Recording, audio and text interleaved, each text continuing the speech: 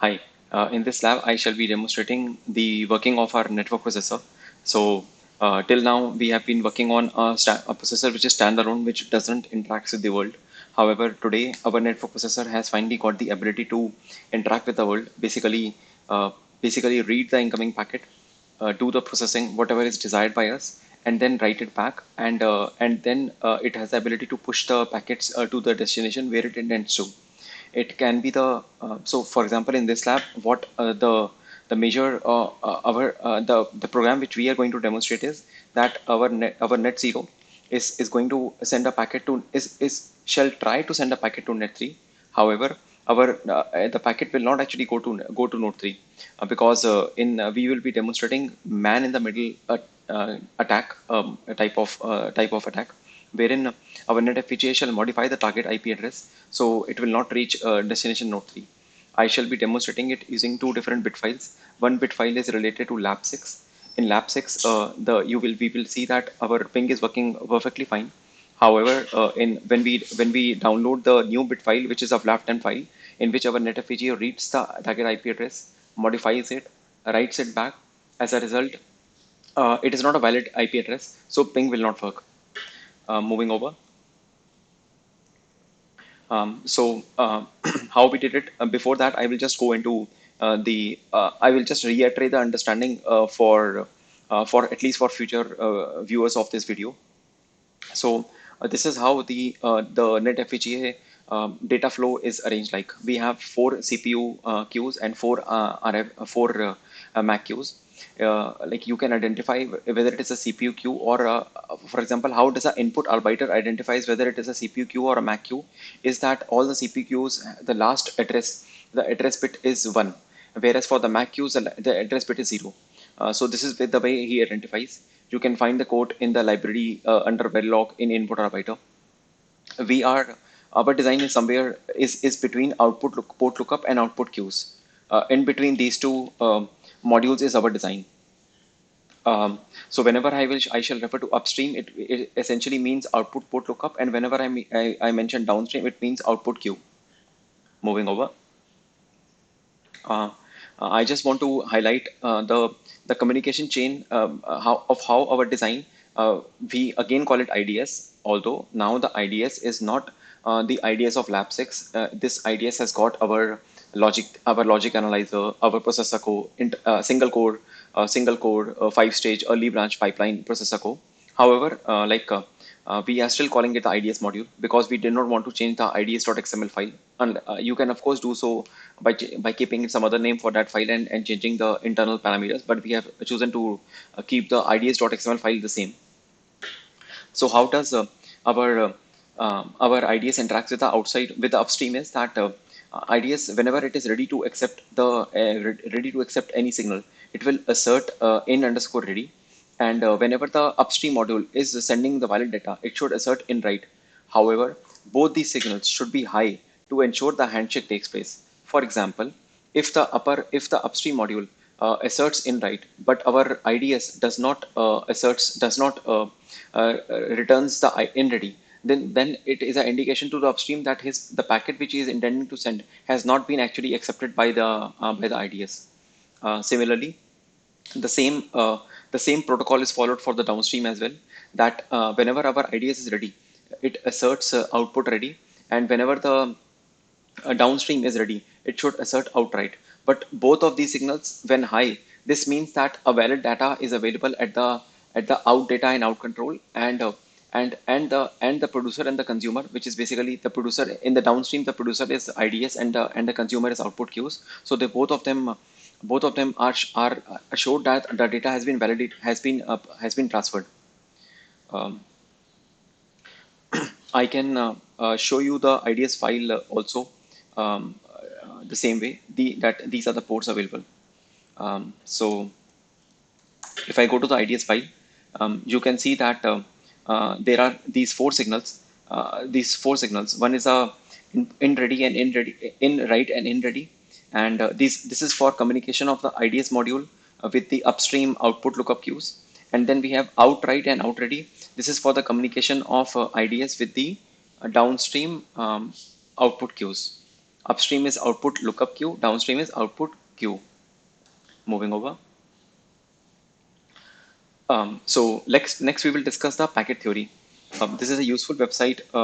The link is given here. It explains how the packet looks like. We have used this website in order to understand the packet flow. So one of the things which we did was that we actually again downloaded the Lab 6, and we took one or two packets. I think we took around 3 or 4 packets because um, we had our logic analyzer, which we call logic thief, of 256 locations of 64 of 72 bits each. So basically, so the first time a valid packet comes, it is indicated by the control value of FF.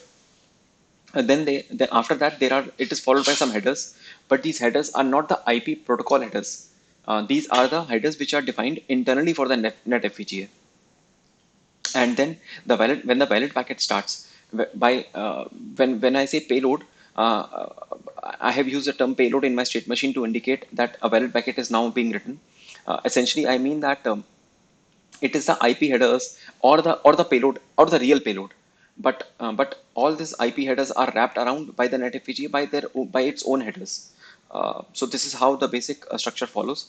And at last, so basically for our processor's point of view, we have to be aware about two specific control values. One is FF, and second, the value is at last, which is like after the payload has ended. Then the last value is a non-zero control value. This indicates that the end of packet has happened. And you can read about what does this 10 satisfies in the note 3 here. Moving over. So as I told you that we downloaded the lab 6 the bit file and try to see for ourselves the various things. Just wanted to see whether what is mentioned in this website on the pacific.edu is actually what we can observe on the NetFPGA, and it is a little bit different. However, this was a useful boilerplate startup. So as you can see that, you please forget about the 24 bits. This is for our own internal logic analyzer. This is basically for our interpretation that our logic analyzer is working correctly.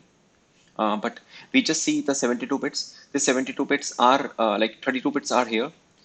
Then another 32 bits are here. 32 plus 32 is 64. So this makes up the in data or the out data. And then the last these 8 bits, which is FF00 and then 40, are the in control. So there are some points which I want to make out here to bring to your attention. So the destination, for example, in this experiment which we ran, at that time our source destination IP address was 10113, and this can be seen from A1 and 13 here. Similarly, our source IP address was 10103, which is A103. You can also see that the source IP address, this is a reference IP header structure.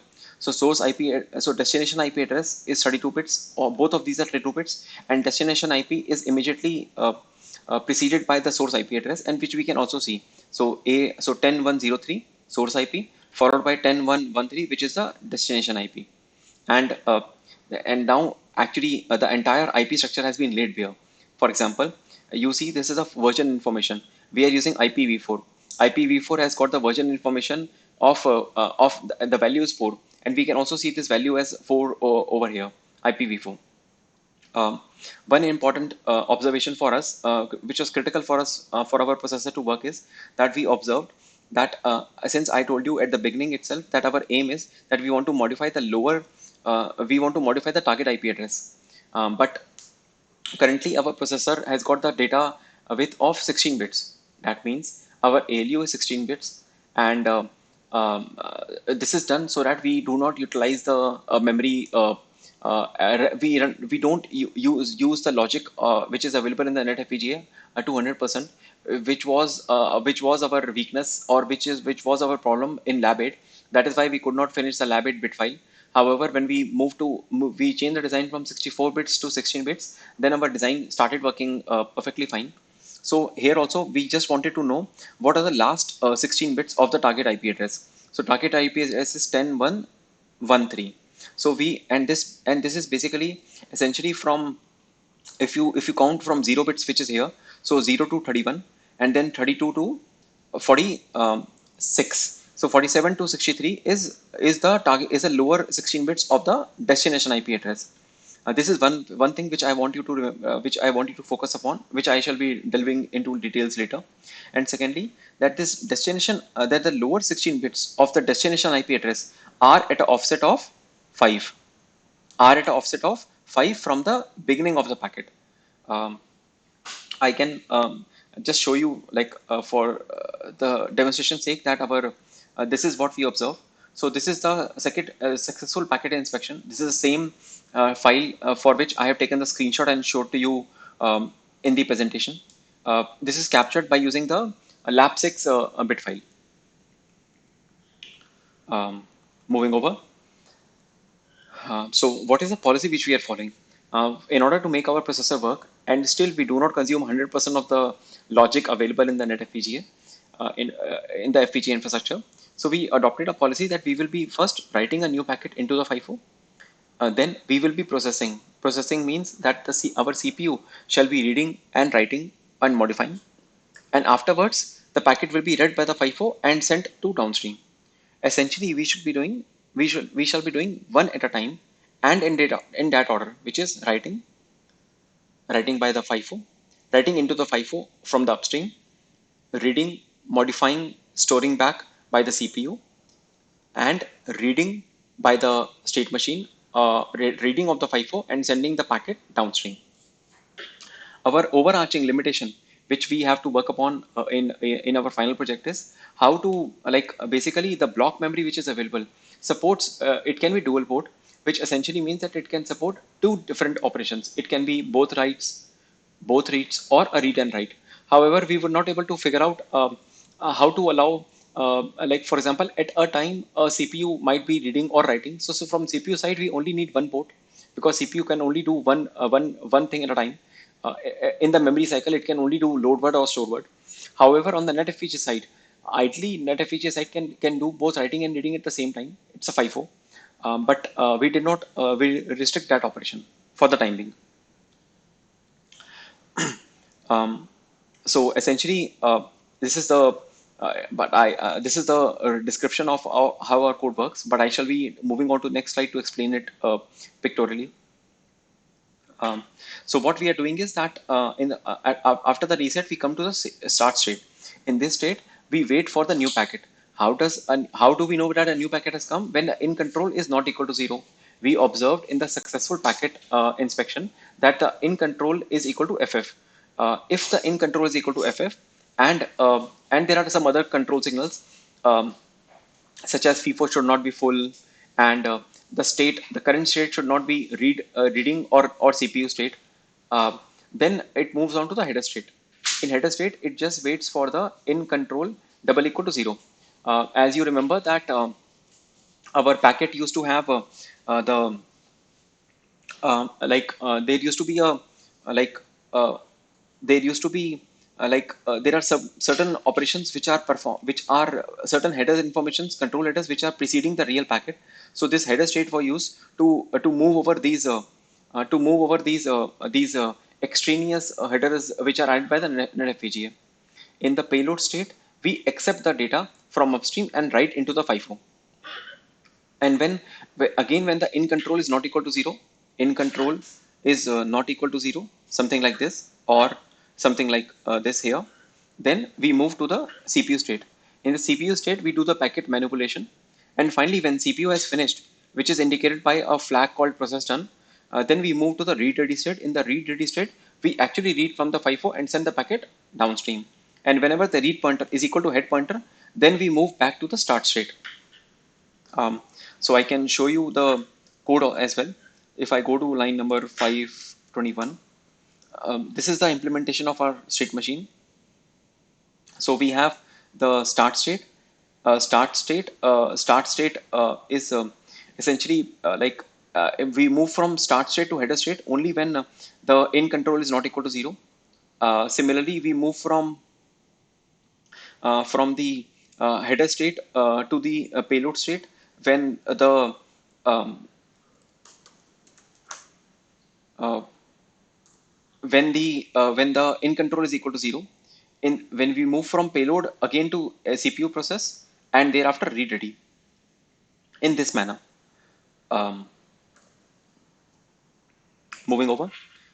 So there are three handshaking signals which are performed between the CPU and state machine, because you know that now the data memory is shared between the FIFO, is used both as a FIFO for upstream, downstream storing and retrieving of the packages, and also by the CPU for as a data memory. So what do? We actually, first of all, the CPU through the assembly program which we've written continuously reads from this 512 location. For CPU, it is a memory location, but in reality, it's a special register which is written to by the state machine. So state machine, what it does, that um, whenever it has so basically essentially this 512 location contains the current state of the state machine.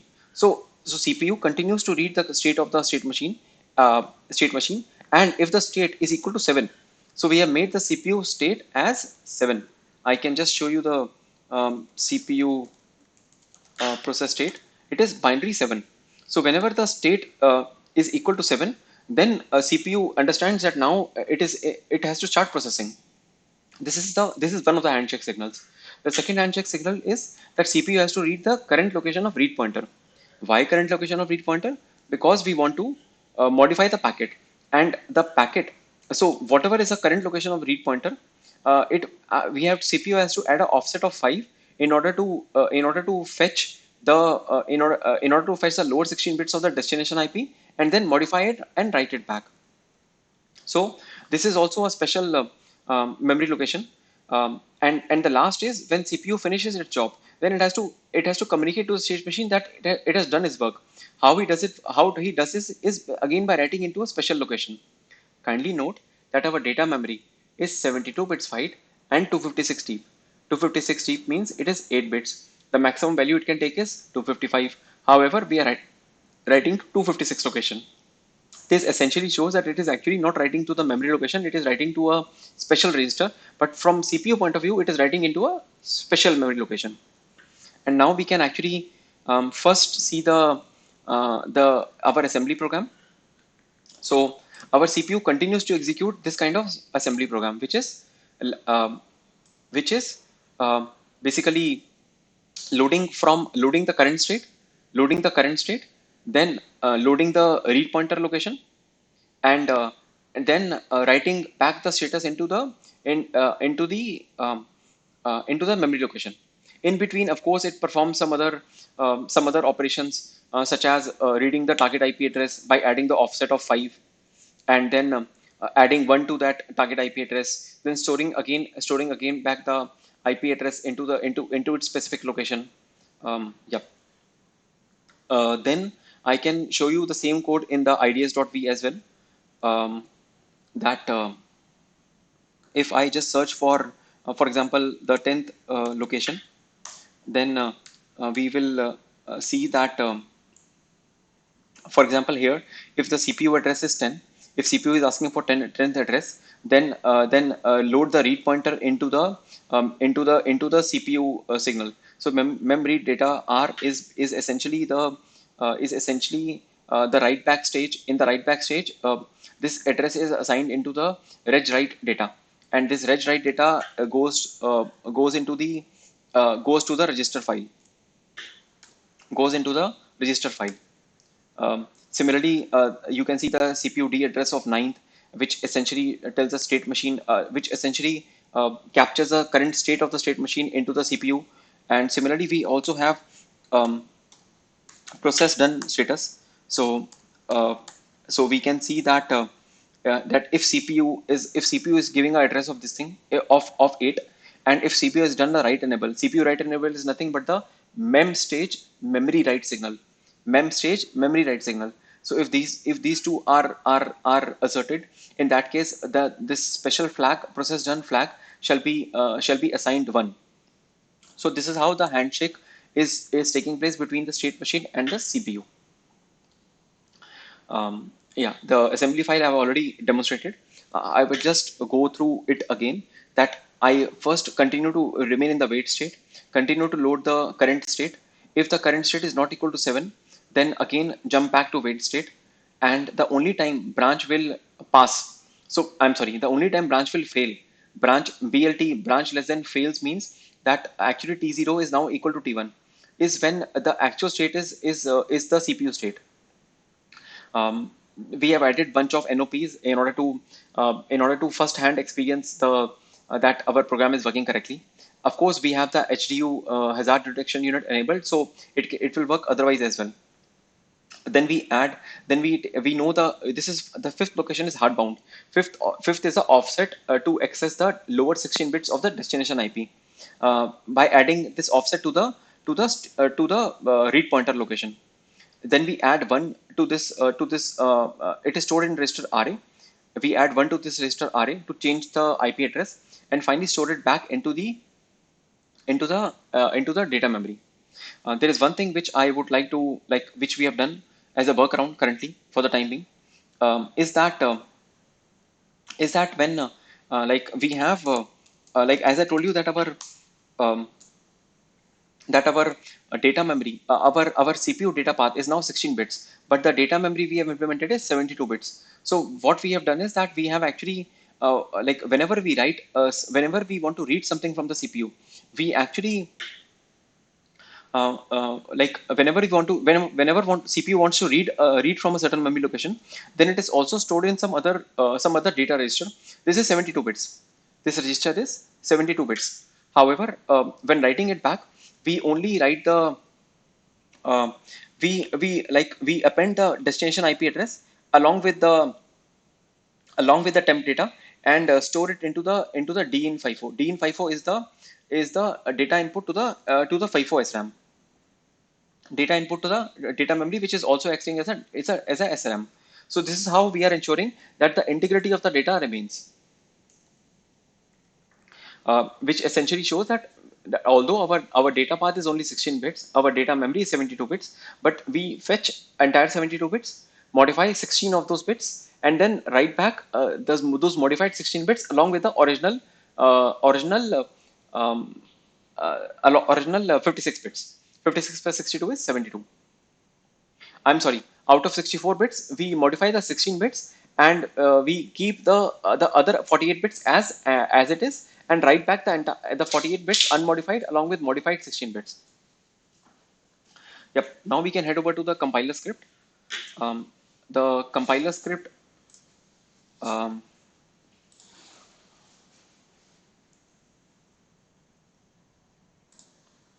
is yeah, okay. So this is the compiler script for converting our assembly program into the binary file. I will just, instead of going through this long code, I shall just demonstrate the working of this file. So let me go over to the utils folder, because it is fed as in the util folder, and then if I just type the for example the the compiler script name, and then give the input file name. Let me say the input file name is in my initialization. No, it is not in my. It is in my software folder. Is in my software folder, and let us say the file is lab10 .s, and then I say the output file name is, let us say, demonstrating a lab10 dot txt. I shall convert it into a COE file later. Demonstrating. Yep. So if I just run this command, then a new file called demonstrating is generated. Um, it is generated, and actually I have generated it here itself in the utils folder. So you can see this is the actual binary file. I have to just append some headers.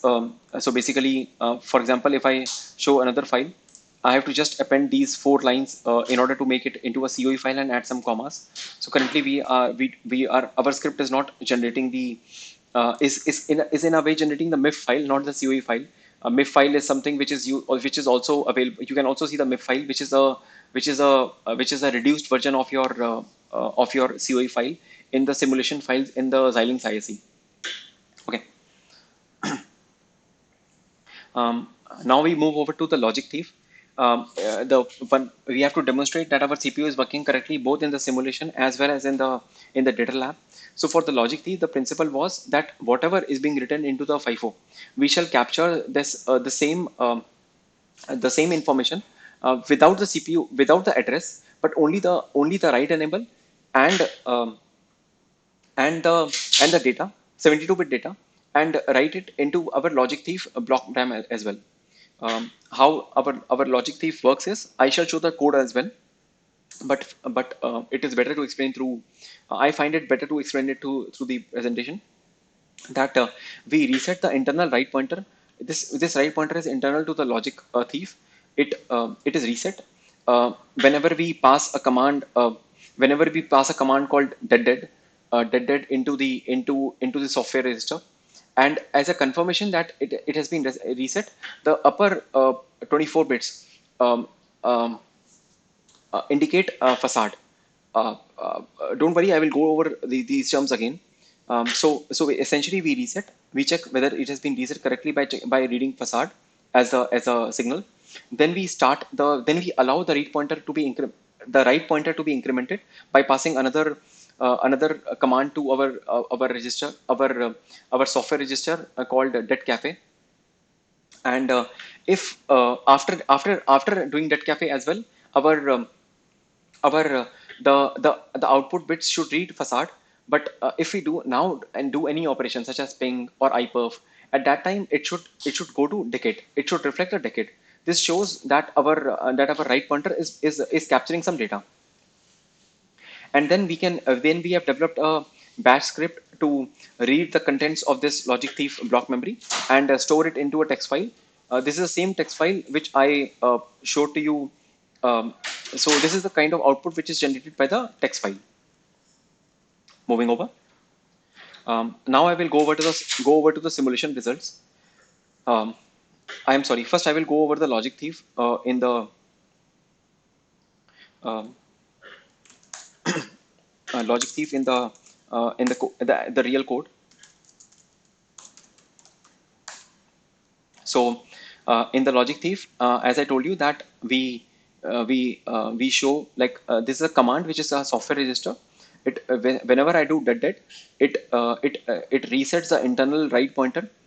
This count R is a right pointer. If you can see, count R goes to my count R goes to my internal memory.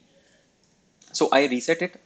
And after reset, and so I am like this. I am actually transferring 96 bits of information to through my software registers. What I want to show is that there are three software registers which I have, and uh, so I'm sorry, there are three hardware registers which are hardware data control, hardware data high, and hardware data low. And so I'm actually reading 72 bits from the block memory of the logic thief, appending another 24 bits, which is my status information, and sending this 96 bits of information through hardware register to the user. Um, this the upper 24 bits, if the counter is reset, it is facade, and if it is saturated, which means the counter has reached 255, then it is decade. And so essentially, I am like when I do the integration um, with the logic with the our IDS. So I am actually capturing the D in FIFO SRAM, which is the input, which is a 64-bit, I'm sorry, 72-bit information into the FIFO, along with the write enable. And there are some hardware and software interfaces, which is software command register and the hardware register. So you can see that the 96 information which I'm reading is being routed to the hardware registers. Moving over, the simulation results. In the simulation results, I can show the simulation in the in the this is a simulation of our file in the Xilinx ISE tool. In this tool, I would quickly show some pointers. That like here, if you can see that when the if I show you the module input, so when it becomes 1, Then simulation in data lab, the new packet arrives. The in control is FF, but in the simulation we are using a test case.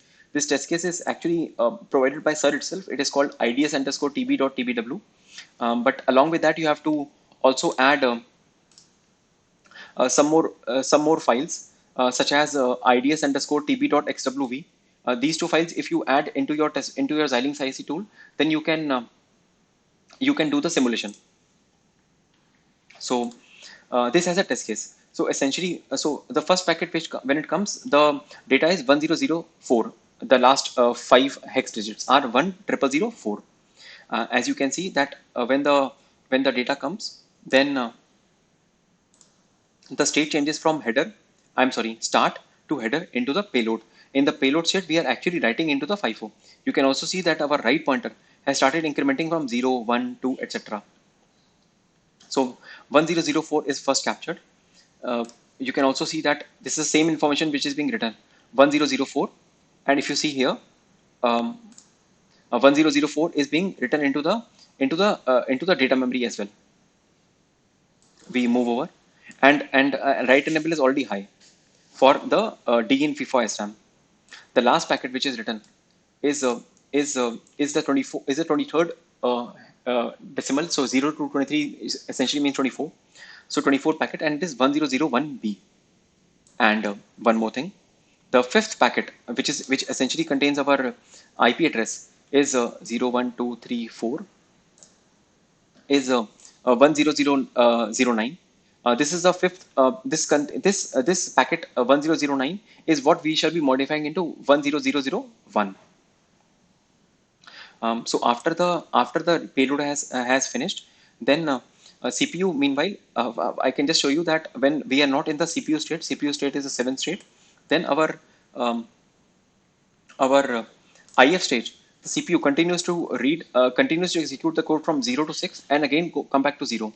So CPU continues to execute the code from 0, 1, 2, 3, 4, 5, and again come back into the zeroth location.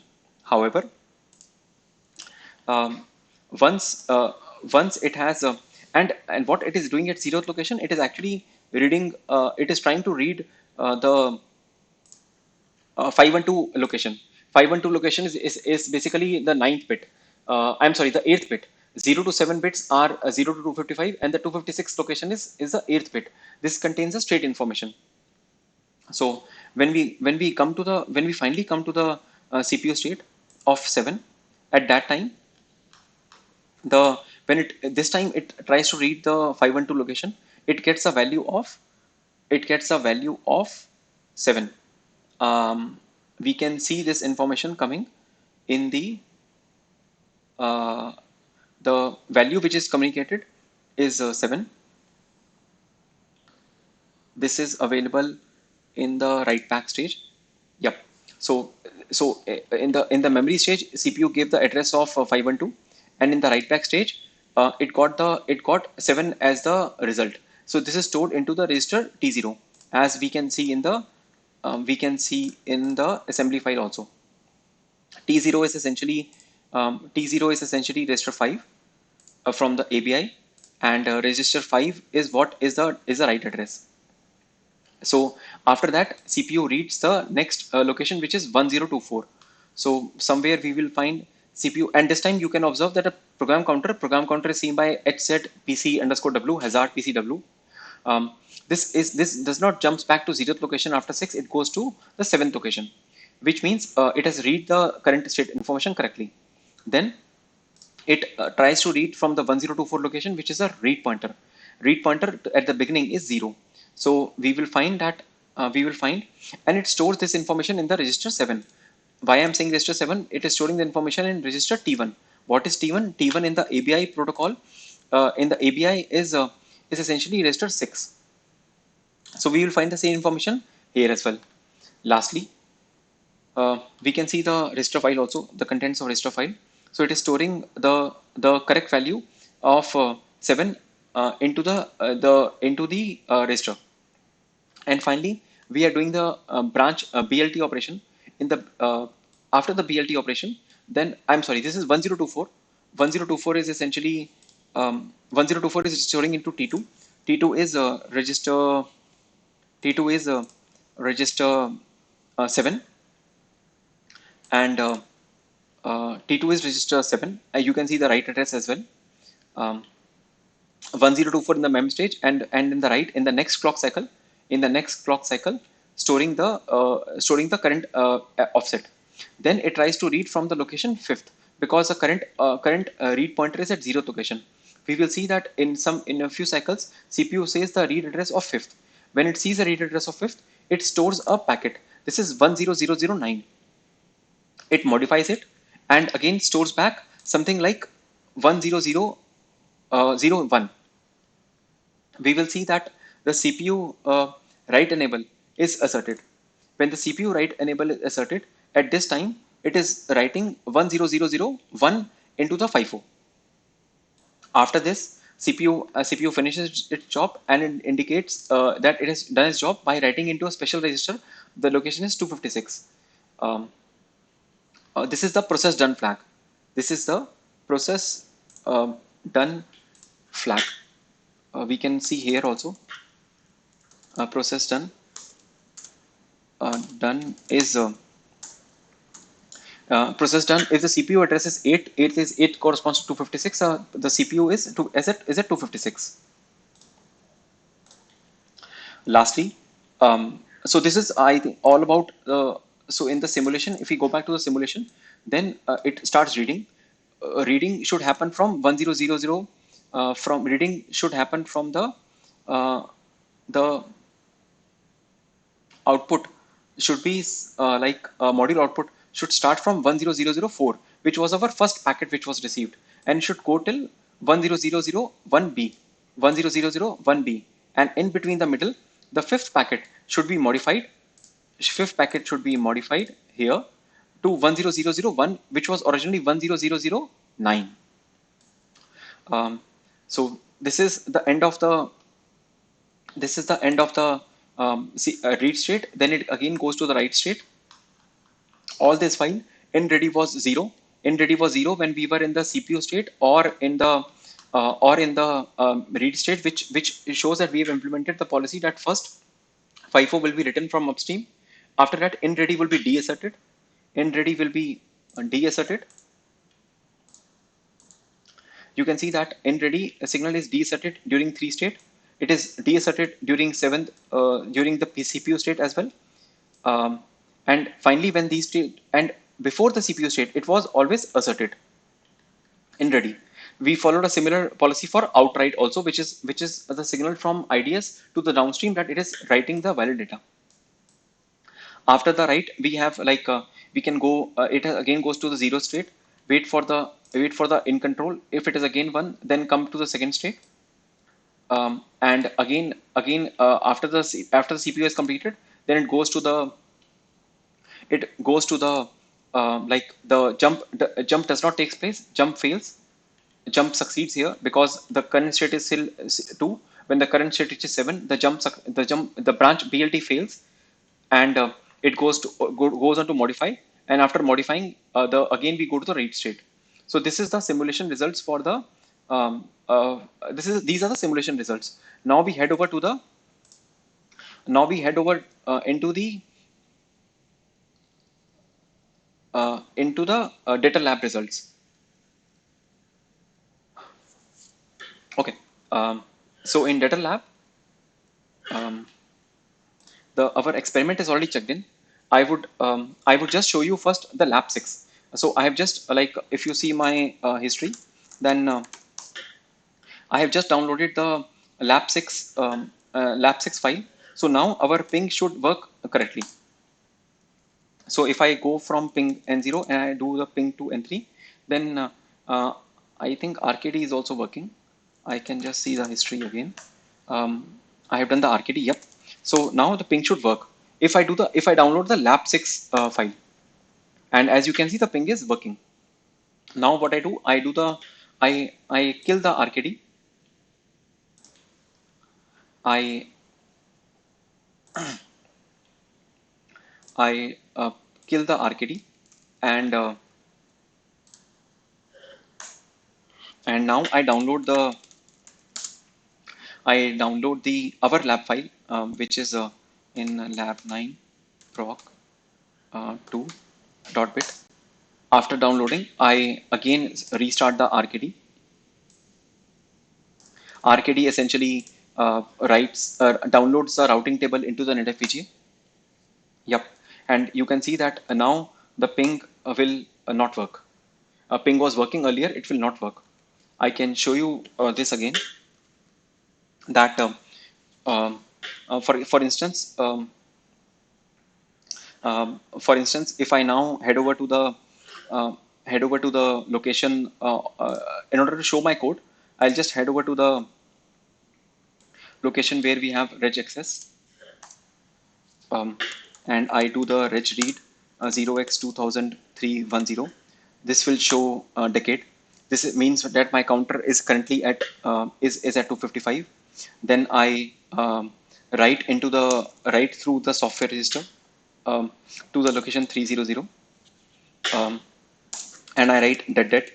This will reset my counter, and if I read again, then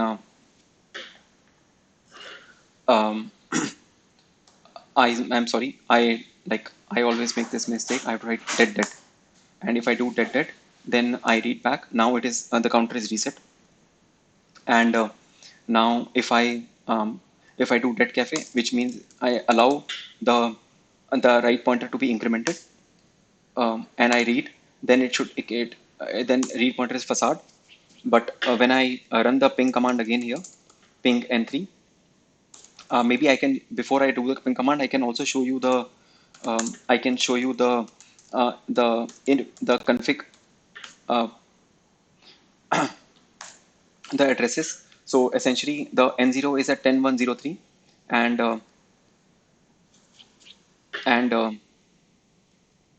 and uh, the node 3 is at the IP address of node 3 is a 10133.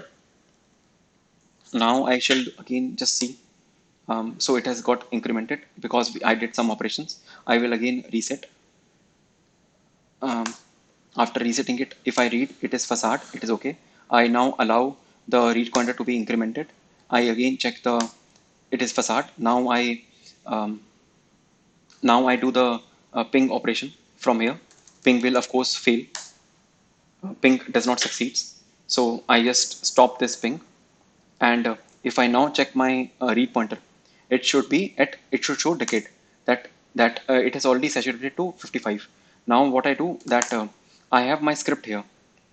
I will just copy the script because every time I go out of data line and come back here, the script is gone. Um, so I go back to my home folder and copy the script here. I have to do sudo here first, and then if I run the script, I can just show you that this script will output a file called testing read file. There is no such file here. Maybe I can first show you the my script as well. So the script creates a file called testing read file. I have fed the three soft hardware registers, low, high, and control, and the read pointer also. Finally, it stores everything into the testing read file. So if I now run the script, then my script shall capture the contents of the block memory. This script, since my block memory is 256, so the script runs over and captures 256 locations, and it will take maybe a few more seconds to finish. And once it finishes, then I will straight away head over to show you the contents, the original contents of location 5, which contains the lower 16 bits, and our you can see that earlier there was no testing read file, but now there is a testing read file as here, which is created. If I go to the top, so from FF we start our packet, and after we will see the address which is 0103 over here. This is the 10133. 10133 is a destination address, and the source address is 10103, which is node 0. And then just a later we will find that this address is modified. That 0304 will be now something else. This will be something like um,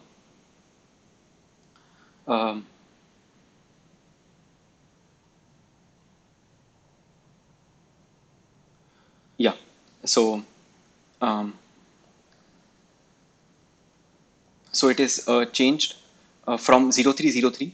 This was the original IP address, and it is changed to 0304. We have added one.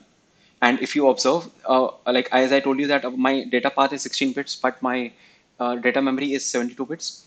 So I have like restored the other bits, which is 0800 7252 0C80, 0800 7252 0C80. And this is why, since my destination IP is modified, uh, that is why the ping failed. What I want to just highlight that these addresses are the addresses of my block memory. My block memory is not capturing the addresses from the IDS. It is only capturing the data and the write enable. With this, I finished the demonstration part of my lab. I just showed whatever we have captured again through this file.